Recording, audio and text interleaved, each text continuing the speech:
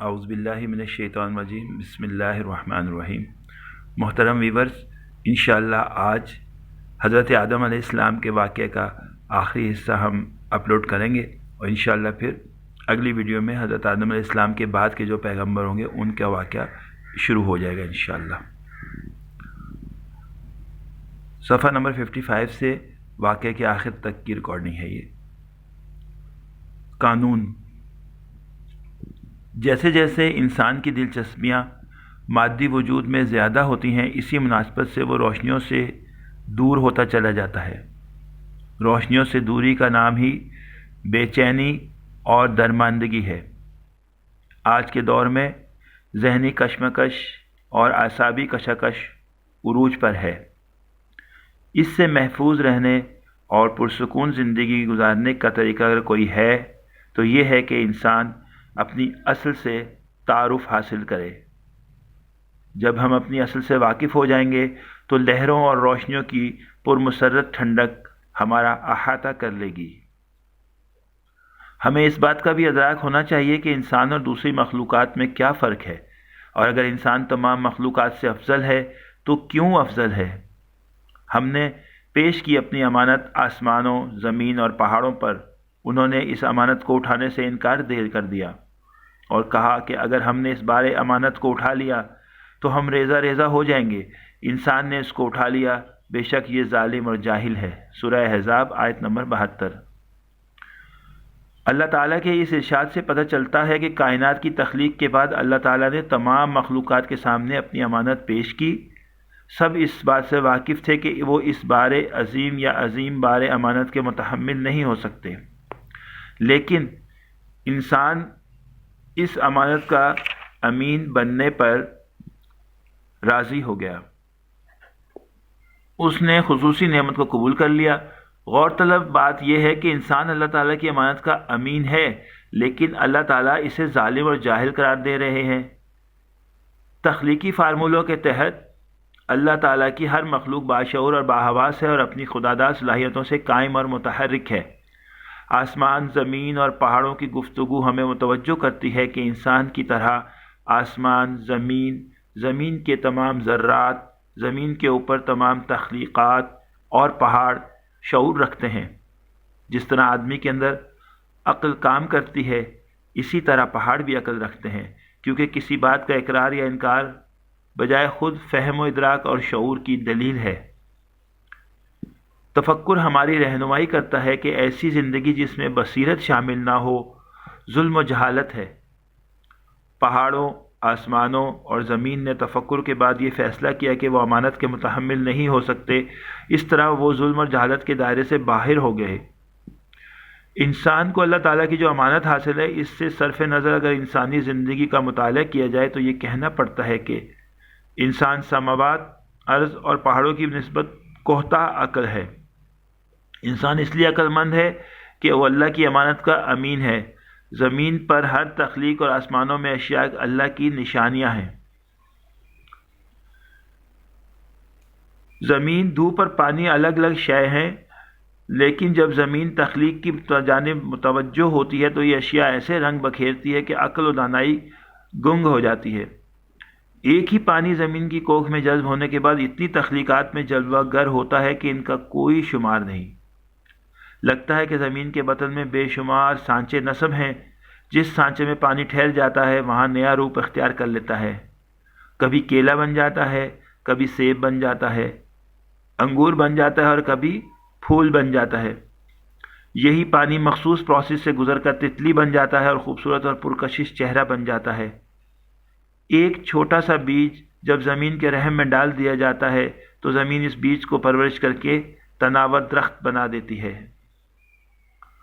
اس تجربہ سے یا اس تجزیہ سے ایک ہی نتیجہ نکلتا ہے کہ زمین باصلاحیت ہے۔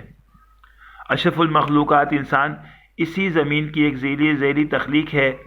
انصاف کا تقاضا ہے کہ ہم تلاش کریں کہ انسان کا شرف کیا ہے۔ عام زندگی میں جو صلاحیت مظہر بنتی ہے اور جو اعمال و حرکات سرزد ہوتے ہیں، صرف ان سے انسان کا شرف ثابت نہیں ہوتا۔ پیدائش، شعور، بھوک، پیاس اور خواہشات چاہے جسمانی ہو یا جنسی، ہر مخلوق میں موجود ہیں۔ لیکن ایک بات میں انسان دیگر تمام مخلوقات سے ممتاز ہے، وہ یہ ہے کہ انسان اللہ تعالیٰ کا امین ہے۔ انسان اگر اس امانت سے واقف ہے تو وہ اشرف المخلوقات ہے، اگر اس امانت سے واقف نہیں ہے تو وہ دوسری مخلوقات کے برابر ہے۔ اللہ تعالیٰ کی خصوصی نعمت حاصل ہونے کے باوجود اس نعمت سے بے خبر رہنا ظلم و جہالت ہے۔ اس خصوصی انعام سے مستفید ہونے کے لیے ضروری ہے کہ ہمیں اپنی ذات کا عرفان حاصل ہو۔ تصوف میں اس علم کا نام خود آگاہی ہے۔ خود آگاہی کے بعد انسان کے اوپر ان علوم کے دروازے کھل جاتے ہیں جن میں سے گزر کر اللہ کے ساتھ بندے کا رشتہ مستحکم ہو جاتا ہے۔ اللہ تعالیٰ کی پیش کردہ امانت سے واقف ہونا ہی انسان کو اشرف المخلوقات کے مرتبے پر فائز کرتا ہے، اور اگر وہ اس امانت سے واقف نہیں ہے تو وہ ظالم اور جاہل ہے۔ حضرت حوا علیہ السلام کی تخلیق۔ وہی ہے جس نے تم کو بنایا ایک جان سے اور اسی سے بنایا اس کا جوڑا کہ اسے آرام ملے، اور خداوند نے آدم پر گہری نیند بھیجی اور وہ سو گیا، اور اس نے اس کی پسلیوں میں سے ایک کو نکال لیا اور اس کی جگہ گوشت بھر دیا، اور خداوند اس پسلی سے جو اس نے آدم میں سے نکالی تھی ایک عورت بنا کر آدم کے پاس لایا۔ یہ دونوں قرآن مجید اور بائبل کا بیان ہے۔ اس کے نیچے مؤنث و مذکر کا تخلیقی راز بیان کیا جا رہا ہے۔ مؤنث و مذکر کا تخلیقی راز کیا ہے؟ محققین کی رائے ہے کہ قرآن کریم صرف حوا کی تخلیق کا ذکر نہیں کر رہا، بلکہ عورت کی تخلیق کے متعلق اس حقیقت کا اظہار کرتا ہے کہ وہ بھی مرد ہی کا حصہ ہے۔ اس کو اس طرح سمجھا جائے کہ آدم کے اندر عورت کا وجود تھا۔ اللہ نے جب چاہا کہ آدم کے دونوں رخوں کا مظاہرہ ہو تو عورت کے وجود کو آدم سے الگ کر دیا۔ علماء باطن کہتے ہیں کہ یہاں ہر شے دو رخوں سے مرکب ہے۔ مرد کا وجود بھی دو رخوں پر قائم ہے اور عورت کا وجود بھی دو رخوں پر قائم ہے۔ عورت کے اندر مرد چھپا ہوا ہے اور مرد کے اندر عورت چھپی ہوئی ہے۔ اگر آدم کے اندر ہوا نہ ہوتی تو ہوا کی پیدائش ممکن نہیں تھی۔ دوسری مثال ہوا کے اندر سے آدم کی پیدائش ہے، جس کو آسمانی کتابوں نے عیسیٰ کا نام دیا ہے۔ ہر فرد دو پرت سے مرکب ہے، ایک پرت ظاہر اور غالب رہتا ہے اور دوسرا پرت مغلوب اور چھپا ہوا رہتا ہے۔ مرد ہو یا عورت دونوں دو دو رخوں سے مرکب ہیں، ایک ظاہر رخ اور ایک باطن رخ۔ عورت میں ظاہر رخ عورت کے خد و خال میں جلوہ نما ہو کر ہمیں نظر آتا ہے اور باطن رخ وہ ہے جو نظر نہیں آتا۔ اسی طرح مرد کا ظاہر رخ مرد کے خد و خال بن کر ہمارے سامنے آتا ہے اور باطن رخ وہ ہے جو مخفی رہتا ہے۔ مطلب یہ ہے کہ مرد بحیثیت مرد جو نظر آتا ہے وہ اس کا ظاہر رخ ہے، اور عورت بحیثیت عورت جو نظر آتی ہے وہ اس کا ظاہر رخ ہے۔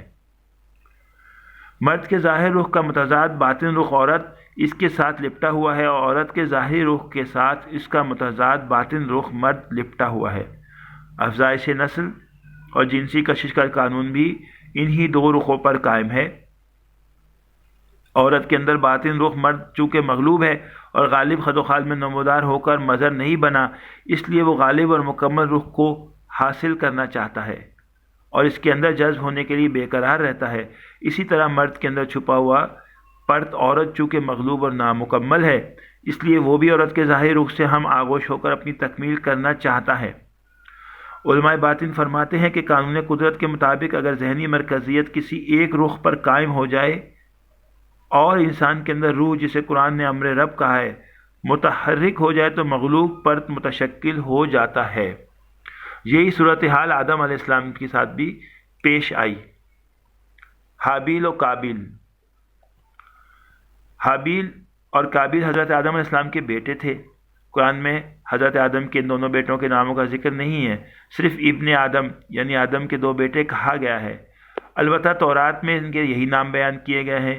حضرت عبداللہ بن مسعود کی روایت اس طرح سے ہے کہ انسانی دنیا میں اضافے کے لیے حضرت آدم کے زمانے میں دستور یہ تھا کہ حضرت حوا سے توام جڑواں بچے پیدا ہونے والے لڑکے اور لڑکی کا عقد دوسری بار پیدا ہونے والے تمام بچوں کے ساتھ کر دیا کرتے تھے۔ اسی دستور کے مطابق قابیل اور حابیل کی شادی کا معاملہ درپیش تھا۔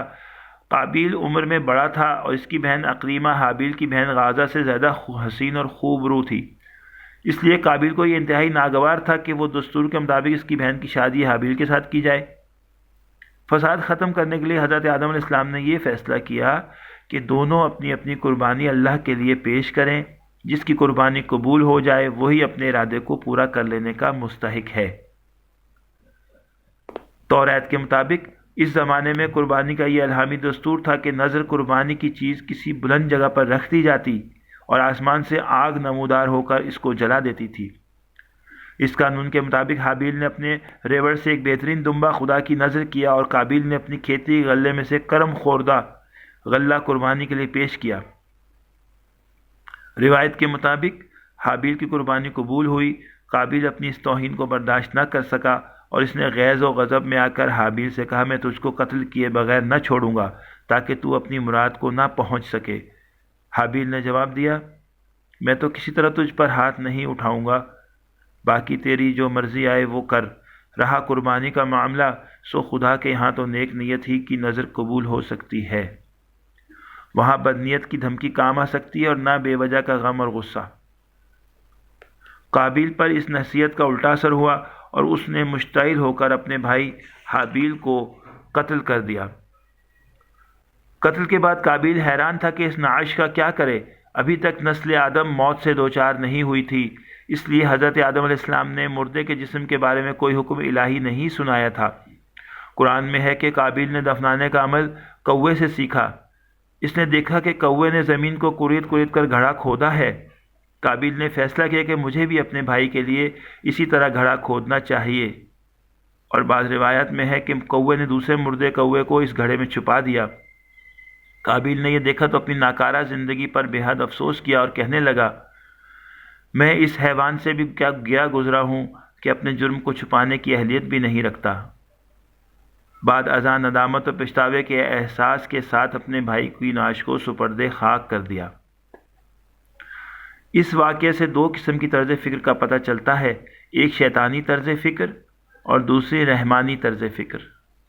قابیل کی طرز فکر شیطانی تھی جبکہ حابیل کی طرز فکر رحمانی تھی۔ غصہ شیطانی طرز فکر کا انعکاس ہے، اس کے برعکس حلم و بردباری رحمانی طرز فکر کا پرتو ہے۔ شیطانی طرز فکر کے زیر اثر ہر عمل گھاٹے کا سودا ہے، جبکہ رحمانی طرز فکر کے تحت انجام پذیر ہونے والے اعمال سرتاپا خیر ہیں۔ توریت کے مطابق حضرت آدم علیہ السلام نے 930 برس عمر پائی۔ آپ کے زمانے میں نسل انسانی نے علم طب، علم حساب اور علم موسیقی سے روشناسی حاصل کی۔ زمین پر پہلی بار زراعت بھی آپ نے شروع کی۔ خداوند خدا نے باغ عدن سے باہر کر دیا تاکہ وہ اس زمین کی طرف واپس چلا جائے جس سے وہ لیا گیا تھا اور کھیتی باڑی کرے۔ توریت۔ زمین پر اترنے کے بعد حضرت آدم علیہ السلام نے گزر بسر کے لیے کھیتی باڑی شروع کی تھی۔ ماہرین آثار قدیمہ نے جو اولین اوزار اور ہتھیار دریافت کیے ہیں وہ پتھر سے بنائے ہوئے ہیں اور تہذیب کے اس دور سے تعلق رکھتے ہیں جسے پتھر کا زمانہ کہا جاتا ہے۔ زمین پر اولین تہذیب کی بنیاد حضرت آدم علیہ السلام نے ڈالی اور آپ ہی نے پہلے پہل پتھروں سے مختلف اوزار اور ہتھیار بنائے۔ آگ کا استعمال بھی آپ ہی کی دریافت ہے۔ حضرت آدم علیہ السلام اور حضرت حوا علیہ السلام سے کئی اولادیں ہوئیں۔ حابیل اور قابیل کے علاوہ تیسری اولاد کا نام شیش ہے۔ لفظ شیش کے لغوی معنی عطیہ خداوندی ہے۔ حضرت آدم علیہ السلام کے بعد آپ پہلے نبی ہوئے۔ توریت کتاب پیدائش باب 4 میں لکھا ہے کہ آپ علیہ السلام حضرت آدم علیہ السلام کی شکل و صورت پر تھے۔ 912 سال عمر پائی، جس میں سے 112 سال تک مرتبہ پیغمبری پر فائز رہے۔ آپ صلح و عطشی کا درس دیتے تھے۔ قوم آپ سے بہت عقیدت رکھتی تھی۔ حضرت شیش کی امت نے حضرت شیش کے انتقال کے بعد بھی اپنے پیغمبر کی تعلیمات کو حرز جاں بنائے رکھا۔ محترم ویور، الحمدللہ حضرت آدم علیہ السلام کا جو واقعہ ہے وہ مکمل ہوا۔ انشاءاللہ اگلی ویڈیو میں ہم اس کے بعد کے پیغمبر کا جو واقعات، ان کے معجزات کی سائنسی توضیح اور اس کے ساتھ ساتھ سب چیزیں انشاءاللہ پیش کریں گے۔ السلام علیکم ورحمۃ اللہ وبرکاتہ۔